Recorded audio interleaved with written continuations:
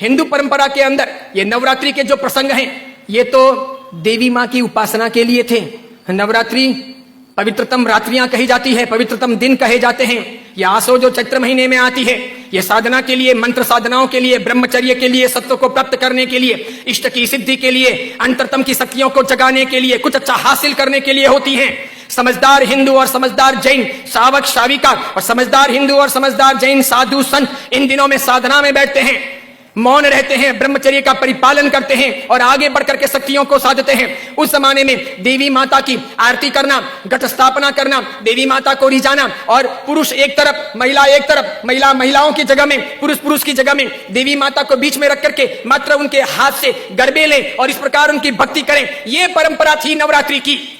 उसके बाद में मात्र गुजराती स्टाइल में डांडिया आए थे, तो बहनें बहनों में खेलती, बीच में देवी मां की स्थापना की जाती, पुरुष में खेलते और इस प्रकार नौरते रखते, नवरात्रि पालते, खान पान का ध्यान रखते। उन दिनों में कोई शराब नहीं पीता, गुटखे नहीं खाता, चाय तक नहीं पीता, व्यसन नहीं करता, अलग अलग शयन करते, पति पत्नी अलग अलग रहते, ब्रह्मचर्य की साधना करते, संपर्क नहीं करते, शुद्धता प्राप्त करते और इतने सारे भोग विलास की जिंदगी के बीच में, इतने सारे विषय वासनाओं के बीच में कोशिश करते कि कुछ दिन पवित्रता के साथ बिताएं, ताकि देवी माताओं के सानिध्य प्राप्त करके हम शक्ति संपन्न बन सके, उनके आशीर्वाद अपनी जिंदगी में फल सकें।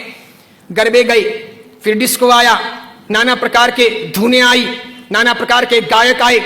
कई कंपनियां, कई संस्थाएं इसमें कूदी, कई सारे लोगों ने धन कमाना शुरू किया, छोटे बड़े ये डांडियों के अलग अलग कार्यक्रम होने लगे, सब लोग ललचाने लगे। देवी मां एक तरफ रह गई, देवी की साधना एक तरफ रह गई, नवरात्रि की पवित्रता एक तरफ रह गई, घट स्थापना एक तरफ रह गई, गरबे लेने का भाव एक तरफ रह गया, आरती और देवी मां को रिझाना, मातृ शक्तियों को प्रेरित करना, ये सब एक तरफ रह गया। आज डांडिये खेलने वालों में से किसको पता है कि साधना क्या है, ब्रह्मचर्य क्या है, ये क्यों है नवरात्रि, इसका हेतु क्या था, इसका रीजन क्या था, ये क्यों खेलनी चाहिए या नहीं खेलनी चाहिए, तो क्यों नहीं खेलनी चाहिए। मेरा ही नहीं, भारत के कई सारे अखबारों का, कई सारे समाजविदों का, कई सारी अन्य सामाजिक संस्थाओं का ये सर्वे वर्षों से रहा है, समय समय पर किया जाता रहा है कि नवरात्रि के महीने 2 महीने के बाद में जितने गर्भपात होते हैं, उतने गर्भपात बाकी के 11 महीने में नहीं होते।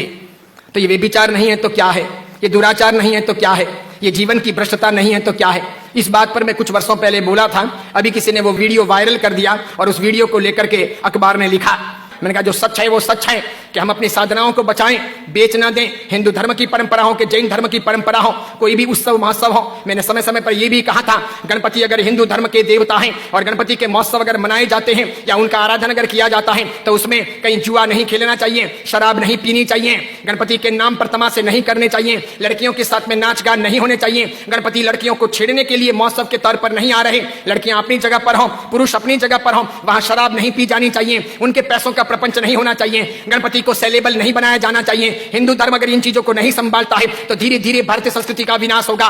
सिखों ने अपनी धर्म परंपराओं को संभाला है, मुसलमानों ने अपनी धर्म परंपराओं को संभाला है, ईसाइयों ने अपनी धर्म परंपराओं को संभाला है। उनके जो ओकेशन होते हैं वो दूसरों को इंटरफियर करने नहीं देते,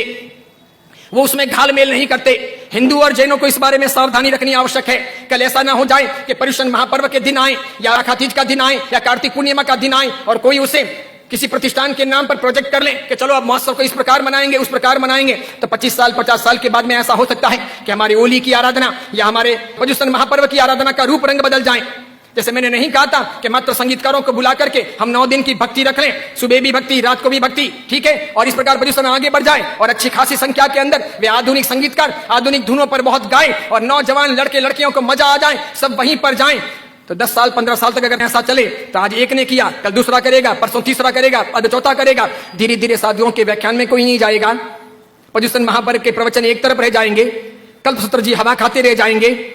और पर्युषण का रूप बदल जाएगा। ये नहीं हो सकता,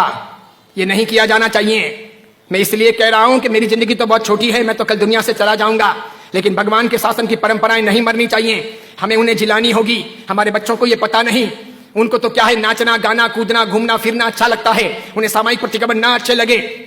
बिना पंखों के रहना उन्हें ना अच्छा लगे, लेकिन जरूरी यह है पर्युषण महापर्व की पूरी प्रक्रिया, उसकी